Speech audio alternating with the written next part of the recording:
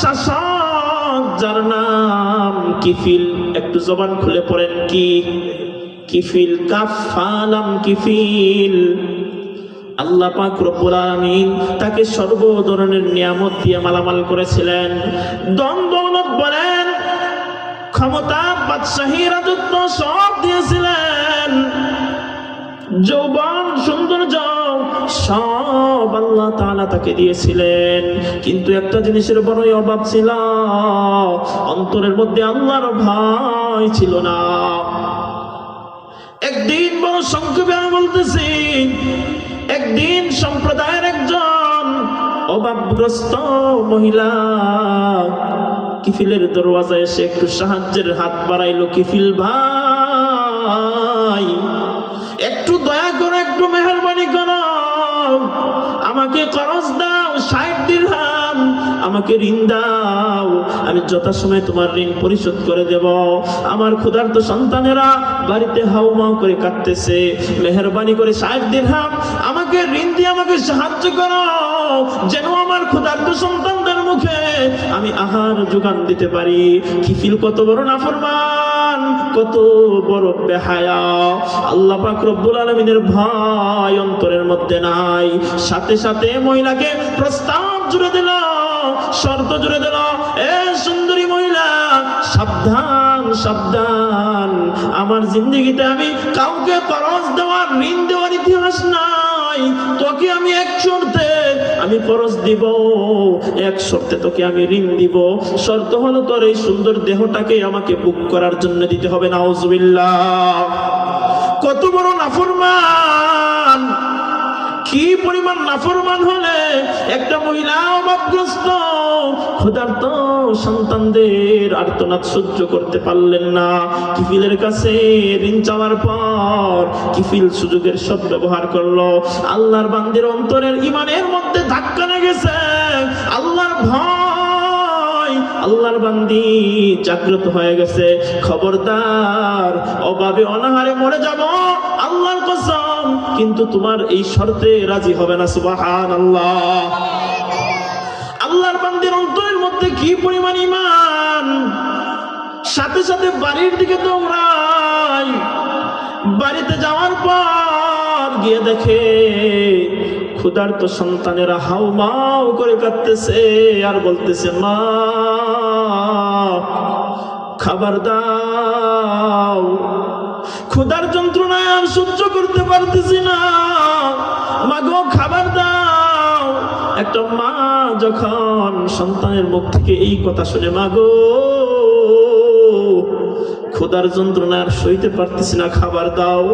আর ওই সময় যদি মার সক্ষমতা না থাকে, তাদের পেট ভরানোর মতো, আহার যোগানোর মতো যদি ক্ষমতা মায়ের হাতে না থাকে, ওই মা আল্লাহর কসম, আল্লাহর কসম, আল্লাহর এই জমিনে নিজেকে সবচেয়ে বড় অসহায় মনে করে। ঠিক কিনা বলেন?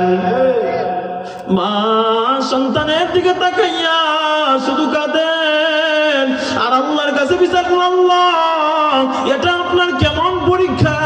আল্লাহ জানি না আপনার পরীক্ষায় উত্তীর্ণ হতে পারি কি না, জানি অকৃতকার্য হয়ে যায়। আল্লাহর বান্দি সন্তানের চেহারা দিকে তাকাইয়া সহ্য করতে পারে নাই সন্তানদের ক্ষুধার যন্ত্রণা। আল্লাহর বান্দি সহ্য করতে পারে নাই, আবার দৌড়ায় কিফিলের দরওয়াজায়। এজন্য হাদিসের মধ্যে আছে, কাদাল ফকিরু আইয়াকুনা কুফরান, দরিদ্রতা মানুষকে কুফরি পর্যন্ত পৌঁছায়া দেয়। দরিদ্রতা মানুষকে জঘন্য থেকে জঘন্যতম গুনাহের কাজ করাতে বাধ্য হয়। অনেক সময় এলাকার মধ্যে অনেক মানুষ চুরি চামারি, ডাকাতি, ছিনতাইয়ের পথ বেছে নেয়। এই কারণে সে মানুষের কাছে সাহায্যের হাত পাতলেও মানুষের সাহায্য করে নাই। অভাবগ্রস্ত, কি করবে? কোন রকম তো বিবি বাচ্চা নিয়ে জীবন যাপন করতে হবে। অনেক এরকম আছে, অনেক এরকম আছে। এর দায়ভার যারা স্বাবলম্বী আছে, গরিবকে সাহায্য সহযোগিতা না করে, যারা শুধু অর্থ সম্পদের পাহাড় যোগায়, আর যারা পেটে পাথর বেঁধে নিজের সন্তানদের খাবার, 2 মুঠো খাবার যোগান দিতে পারে না, অবশেষে বাধ্য হয়ে যখন খারাপ পথে যায়, তার খারাপ হওয়ার পিছনে যারা স্বাবলম্বী, তাদের দায়ভার আল্লাহর কাছে দিতে হবে। যাক, ওই বিষয়ে যাইলাম না, ঘটনার দিকে আসি।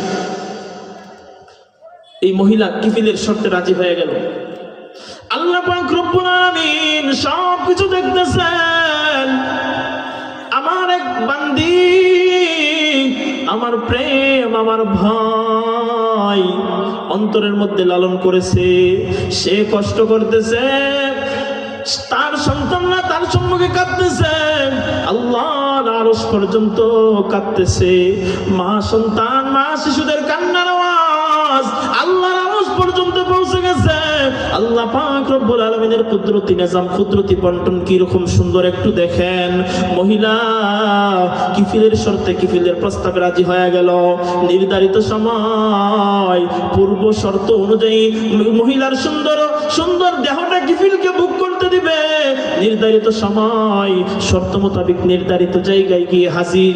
যেই মাত্র কিফিল তার ক্ষুধার্ত যৌবন নিয়ে সুন্দরী মহিলার দেহের মধ্যে হাত দিবে, আল্লাহর বান্দি আবারও অজস্র ভাবে কান্না করতে আরম্ভ করেছেন।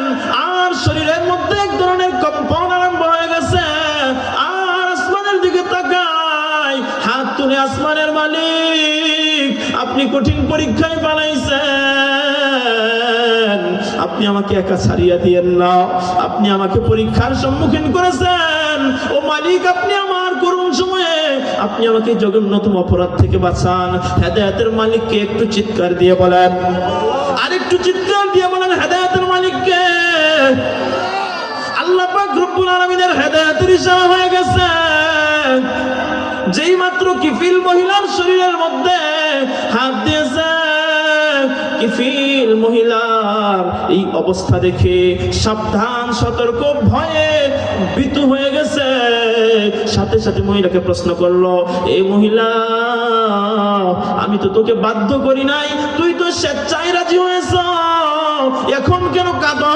আর তোমার শরীরে এই ধরনের কম্পন কেন? আল্লাহর বান্দি জবাব দেয়, ভাই কিফিল, আমার অন্তরে আল্লাহর ভয় ঢুকে গেছে। আমি চিন্তা করতেছি, এইভাবে যদি আমি মারা যাই, আমি আমার মনিবের সামনে আমি তো ব্যভিচারকারিণী হয়ে দাঁড়াতে হবে। পরকালের ময়দানে আমি আমার আল্লাহর সামনে কেমনে দাঁড়াবো? আমি কোন মুখ নিয়ে দাঁড়াবো? এই ভয় আমার অন্তরের মধ্যে ঢুকে গিয়েছে। কিফিল সতর্ক হয়ে গেল, অন্তরের মধ্যে একটা হেদায়েতের ধাক্কা লাগলো।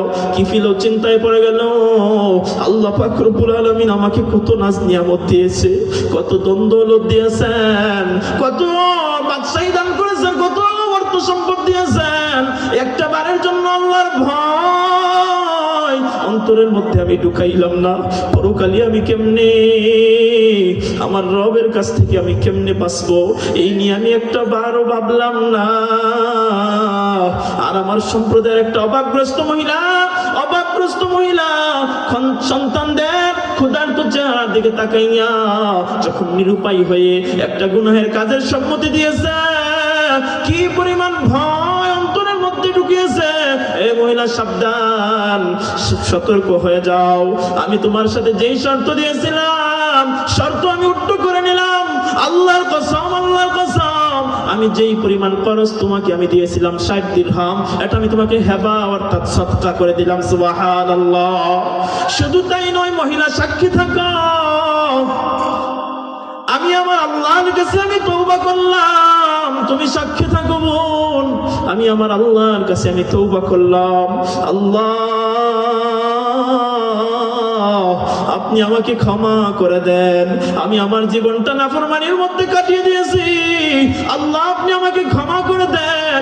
আল্লাহ পাক রব্বুল আলামিন হেদায়েতের ইশারা হয়ে গেছে। তার এই তওবাটা আল্লাহর কাছে এত পছন্দের হয়েছে, আল্লাহ পাক রব্বুল আলামিন একটু পরে তাকে দুনিয়া থেকে তুলে নিলেন। সুবহানাল্লাহ। দুনিয়া থেকে তুলে নিলেন। এটা পছন্দের হওয়ার কি আলামত? এখানে আল্লাহ তাকে মরণ দিয়ে দিছে, কিন্তু এর মধ্যে অনেক হিকমত নিহিত আছে। আল্লাহ পাক রব্বুল আলামিন তাকে দুনিয়াতে আর রাখলেন না। এত পছন্দের হয়েছে, দুনিয়াতে আর রাখার দরকার নাই, বন্ধু তুই আমার কাছে চলে আয়। সুবহানাল্লাহ। যখন কোন এলাকার যখন খারাপ মানুষ, কোন জালেম যখন মৃত্যুবরণ করে, তার মৃত্যুর সংবাদ যখন এলাকায় ছড়ে যায়, তার কাছ থেকে যত মানুষ কষ্ট পেয়েছিল আচরণে যত মানুষ মনক্ষুণ্ণ হয়েছিল, যত মানুষের উপর সে অন্যায়ভাবে জুলুম অত্যাচার বেবিচার করেছিল, এই সমস্ত মানুষ তার মৃত্যু সংবাদ শোনা মাত্রই ইন্না লিল্লাহর জায়গায় আলহামদুলিল্লাহ পরে কথা বলেন, ঠিক কিনা? শুধু তাই নয়, আরো বলে এই শয়তানটাই খারাপটা আরো 2 দিন আগে মারা যাইতে পারতো না, এরকম কথা বলে কি বলে না? কিন্তু যখন কোনো আল্লাহওয়ালা, যখন সহজ সরল ভালো একজন মানুষ দুনিয়া থেকে বিদায় হয়, তার মৃত্যু সংবাদ শোনার পর হাজারো মানুষ চোখের পানি ঝেড়ে আল্লাহর কাছে তার জন্য দোয়া চাই, জোরে বলেন ঠিক কিনা? এলাকার সমস্ত মানুষ কিফিলকে এক নামে চিনে, জালেম কিফিল, পথভ্রষ্ট কিফিল, খারাপ পথ চরিত্রের কিফিল। কিফিলের মৃত্যু সংবাদ শোনার পর সকল মানুষ আলহামদুলিল্লাহ পড়তেছে, তার বিভিন্ন দুশ্চর্চা করতেছে। আল্লাহর পছন্দ হয় নাই, আল্লাহ পাক রব্বুল আলামিনের পছন্দ হয় নাই। আল্লাহ পাক রব্বুল আলামিন কুদরতি ভাবে সকলকে সাবধান করে দিলেন, সাবধান, তোরা আমার কিফিলকে নিয়ে আর একটা ভালো বাজে মন্তব্য করবি না। আল্লাহ পাক রব্বুল আলামিন কিফিলের দরওয়াজার মধ্যে লিখে দিয়েছেন, ইন্নাল্লাহা কাদ গাফারাল কিফলা, আমি আল্লাহ আমার কিফিলকে ক্ষমা করে দিয়ে আমার বন্ধু বানিয়ে নিয়েছি, সুবহানাল্লাহ। সাবধান, তোরা কিফিলকে নিয়ে আর বাজে মন্তব্য করবি না, কিফিলের দুশ্চর্চা করবি না। কিফিল মৃত্যুর পূর্ব মুহূর্তে আমার ভয় নিয়ে একটা গুনাহের কাজকে স্যাক্রিফাইস করে আমি আল্লাহর কাছে তওবা করেছিল। ওই তওবাটা আমি আল্লাহর এত পছন্দের হয়েছে, আমি আল্লাহ আমার বন্ধুকে আমার কাছে নিয়ে এসেছি। অতএব সাবধান, তোরা আমার কিফিলকে নিয়ে আর বাজে মন্তব্য করিও না। একটু চিৎকার দিয়ে মহব্বতে অন্তর থেকে পড়েন সুবহানাল্লাহ। ইস্তেগফার, তওবা কি পরিমাণ পাওয়ার! সারা জনমভর গুনাহ করে কাটিয়ে দেওয়ার পরও একটা গুনাহের কাজকে স্যাক্রিফাইসের মাধ্যমে নিজের পিছনের জীবনের প্রতি প্রকৃত অর্থে লজ্জিত হয়ে অনুতপ্ত হয়ে আল্লাহর কাছে তওবা করেছিল, আল্লাহ ক্ষমা করে দিয়েছিল। তো ইস্তেগফারের প্রথম পুরস্কার আমরা পাইলাম, জীবনের সমস্ত গুনাহ আল্লাহ তাআলা ক্ষমা করে দেন। দ্বিতীয় নম্বর পুরস্কার হচ্ছে ইউরসিলিস সামা আলাইকুম মিদরারা।